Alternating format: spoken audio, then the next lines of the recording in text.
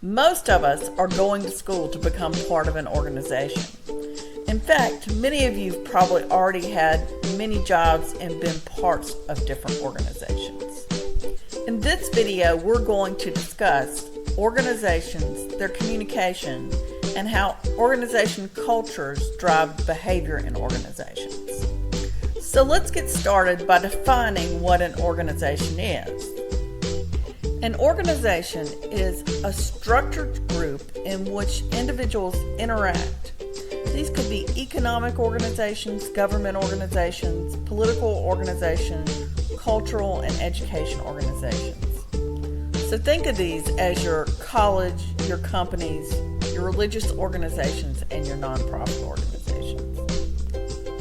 If you've worked more than one place, you understand pretty much that organizations have different types of attitudes, values, and beliefs, or culture, ways of behaving. If you've never had a job at this point, you can think about the difference between Walmart's and Nordstrom's. They both sell socks, shoes, and clothes, but they have very different ways of going about selling those things. These differences are called organizational culture. And basically, culture in the organization are learned patterns of beliefs, values, assumptions, rules, and norms that are shared by the people in an organization. In other words, each organization has distinct cultures in how you behave and how you get things done. These help us make decisions and know how to communicate in the organization. Sometimes culture consists of explicit rules, such as exactly when you should be at work, exactly when you should leave, when you should take your breaks, and if you should punch a time clock. These written rules are probably written somewhere on a website, in a handbook, or even posted on the wall at work. But these written rules are really a very limited part of the actual culture of an organization. These written policies and rules are limited partly because, number one, rules are made to be broken. But number two, there's a lot more to an organization than the rules in the handbook. Most of culture in an organization is implicit. That means that it's learned through informal communication. So if you've ever worked in an organization, you know on the first day you're probably given all the rules and policies and procedures. But by about week 3, you realize that the organization doesn't necessarily adhere to all these policies. You've learned this through informal communication. Someone might have told you directly using the grapevine, or you might have observed what other people do and what supervisors are okay with. So let's take a look at a few examples of the informal implicit communication in organizations and the functions that they serve to build the organizational culture. If you've worked in an organization, you've probably heard the first words out of another coworker's mouth of, "Hey, did you hear about?" That's called the grapevine, and it's one of the ways that informal communication occurs in organizations. The stories and gossips that circulate at that water cooler often tell us what's valued and expected in an organization. If someone got fired, we start to figure out what it was that got them fired. If someone got promoted, we start to figure out the same things. So in these informal grapevine communications, are supervisors respected or are they made fun of? Are staff members talked about and supported in a caring way, or are they criticized? Is there genuine warmth for others, or is there suspicion or mistrust? These are all ways that listening to these organizational stories can help us better understand a culture. Another way to better understand an organization is to listen to language, statements, and metaphors that organizations say about themselves. For example, on the first day, you might hear a statement by another employee saying, "We are something like, we are a family here." That tells you that it's a warm, welcoming type culture. On the other hand, you might hear a statement on the first day from another co-worker that says something like, "Welcome to the crazy house." You definitely know that organization is probably going to be chaotic and probably at some points dramatic. Another way to learn about organizations is what are their rites and rituals. These are behaviors that are consistent over time and tell us a lot about what the organization values and doesn't value. Organizational rituals are repeated behaviors that provide a familiar routine to an organization experiences. These are things such as having a staff meeting every week or having prescribed way you greet clients. They're behaviors that we do over and over that help us know how to function in the organization. There are three main types of rituals in organizations. The first are personal rituals, and these might be things that certain individuals do on a regular basis that kind of define who they are. So like one boss might walk around the office 2 or 3 times a day, while another boss might just stay in his office and maybe talk to employees only at staff meetings. That's a personal ritual of that individual. The next type of rituals are social rituals. So for example, let's say every Friday your whole work group goes to lunch together just to bond and have some social time together. That's an example of a social ritual. The final type of ritual is a task ritual, and this enhances a worker's ability to get their job done. It's a ritual that helps make work more efficient. So if you're a waiter or waitress in a restaurant, there's a certain way to take the order. When you go to McDonald's or Chick-fil-A, they ask you to take the order the same way every time. That's a ritual that's been shown to prove to be the most effective way to take the order. Organizational rites are ceremonial acts, so think about formal awards or punishments and practices that convey an organization's culture. According to Trice and Beyer, there are 6 types of organizational rites. The first are rites of passage. These are things that show advancement and success in the organization, such as your first pay raise, your first promotion, or at school, it would be your commencement or promotion to a higher grade. The second are rites of integration. These are things that make employees or workers feel included. So you could think of these as like the annual Christmas party or the annual picnic. The next are blaming rights, and this is basically the consequences for poor or unethical performance. This is what happens when you get punished, written up, or even fired. The next are enhancement rights, and this is what happens if you have superior performance. So do you get a free trip? Do you get a cash bonus? Do you get a plaque on the wall? The next are renewal rights. These are things that update and revitalize the organization. So you might think of this like it's annual goal setting or quarterly goal setting, or even like an annual retreat. The final type of right are conflict resolution rights, and these help you manage disagreement or discord in an organization. So it might be going to the teacher, going to the boss, or even going to a mediator in some organizations. Another thing that tells us a lot about the organization and the culture of the organization are the artifacts and decor of the organization. This is the attention that's given to the physical space in an organization. What does it look like? So, for example, do people have cubicles or private offices? Are they allowed to wear a uniform? Is the uniform tidy?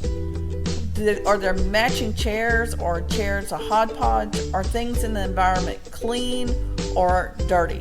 These are all elements of artifacts and decor. These artifacts and decor quickly give you an impression of what the organization is like. It also tells you how serious or austere the work environment is versus how relaxed it is, how much there's status differences, and how much people are encouraged to have fun and be innovative. One quick way to learn organizational culture is by watching and observing important leaders. For example, what does your boss focus on? What does he or she pay attention to? How do they react when a crisis rolls around or a major event? How do they act as a role model, coach, or teacher? And what criteria do they use to reward others in the organization? Finally, what criteria do they use to hire new people, to promote people, or to kind of put somebody out of the organization or even fire them? All these elements that a leader does tells us about the culture of the organization. If you are in a leadership role, caring for the culture is key. People are watching you, and as the leader, you are communicating what the organization is about. So it's important as you become a leader later on to think about culture and what you're communicating without communicating to the people below you. Another factor that tells us about the culture of an organization is how the organization is structured or organized in order to get work done. All organizations have some type of hierarchy or divisions in how people are organized to get the work done. A large organization is more likely to have multiple layers and a complex matrix type structure, while a smaller organization will have a much more simple structure with maybe 1, 2, or at the most 3 levels. Organizations can also have different power structures. This is basically who maintains the power in an organization and can make decisions that matter in an organization. In a centralized power structure, the company president, board of directors, or maybe a senior management team make most of the important decisions in an organization. So the power is centralized to a small group of people. In a diffuse power structure, more employees and more people in the organization have the ability to make decisions.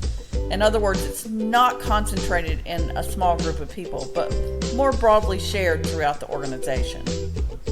Another way of looking at the structure of an organization are they a closed or an open system?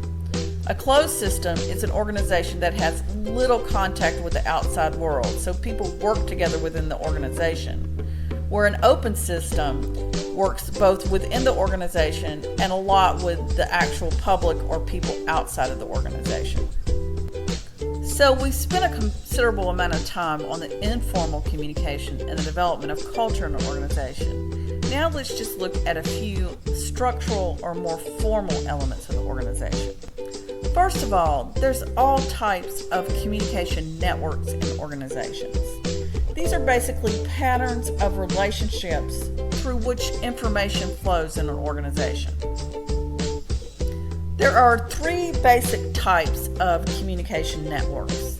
The first is formal communication, and this is communication that follows the prescribed channel of communication as it's supposed to occur in the organization. You can think of formal communication as communication based on the actual organizational chart of the organization.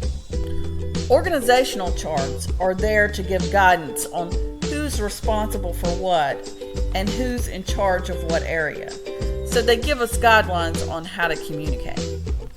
There are 3 main types of formal communication.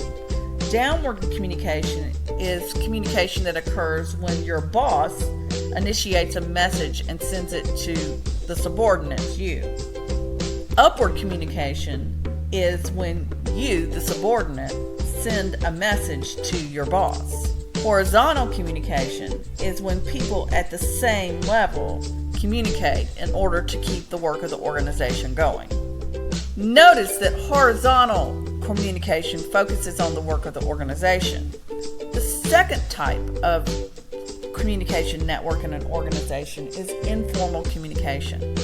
And these are basically interactions that are outside of the normal prescribed organizational structure, but they emerge for less formal type of communication about the organization. The most prominent of these is the grapevine, and this is where people share stories or gossip about the organization. Studies show that the grapevine in an organization is very accurate. In fact, it's accurate between 80 to 90% of the time. There can also be informal communication channels outside of work. So people might build friendships and relationships that occur on the golf course. And of course, we all know that more and more employees are sharing Facebook, tweets, and other social media accounts. The final type of communication network is organizational communities. And these are really networks that extend beyond the boundaries of the organizations between organizations. These could be similar businesses, similar clubs, and these people meet to share information, or it might be informal connections between these organizations where people meet and share information and knowledge. Communicating in the workplace is different than communicating in everyday life. There are more rules about what's appropriate, and you do have to follow the norms of behavior more carefully. A growing problem in organizations is aggressive communication. And this is basically communication that attacks another person or tries to inflict some type of harm or pain on them. Aggressive communication begins with incivility, and this is when people have frequent rude behavior. It may or may not have the intent of being harmful. Oftentimes, uncivil people don't have a clue that they are uncivil or rude to others. Incivility can be verbal in a rude statement made to someone else, but it can also be nonverbal in hostile type body language or eye rolling or shoulder shrugging.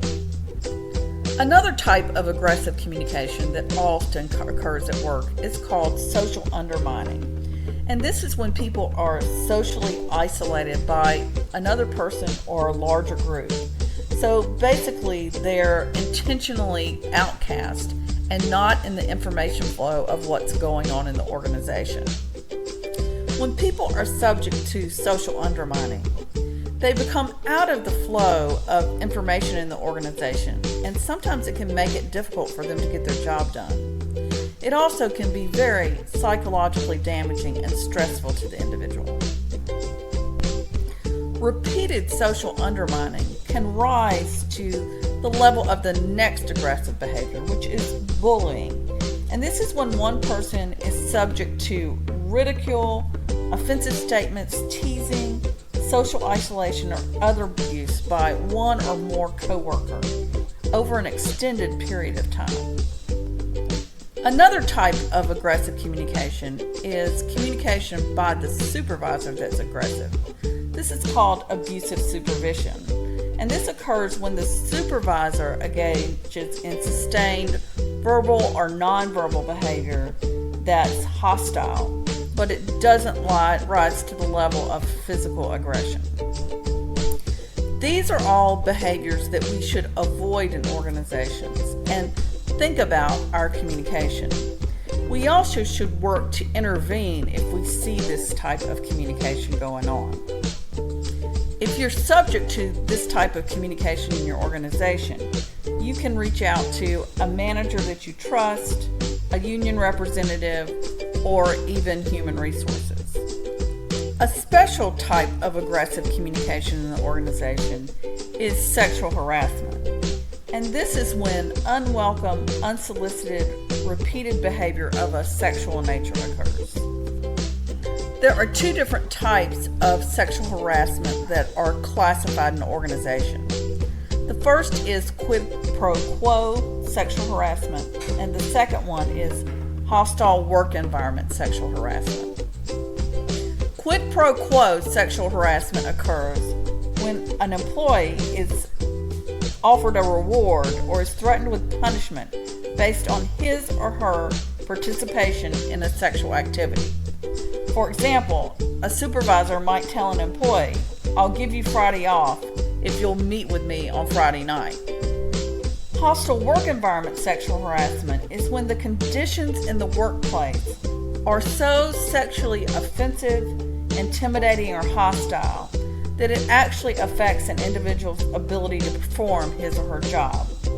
For example, if two males talk explicitly about the physical features of a female colleague in her presence, sexual harassment has occurred. Sexual harassment includes making suggestive jokes or derogatory comments. Sexual harassment is an area of increasing concern in organizations, and the best advice I can give you is just don't go there. Be careful what you say and how it affects others of anything in this nature of being. And if you're in any type of supervision or leadership role, you need to be especially on your P's and Q's when it comes to the area of sexual harassment. In fact, if you're in a leadership role, you should consider all your communications in the workplace. Be especially above board, honest, ethical, and very precise in what you're communicating and how you're communicating it. This brings our discussion of organizational or workplace communication to an end. I hope you enjoyed it and see you in the next lecture.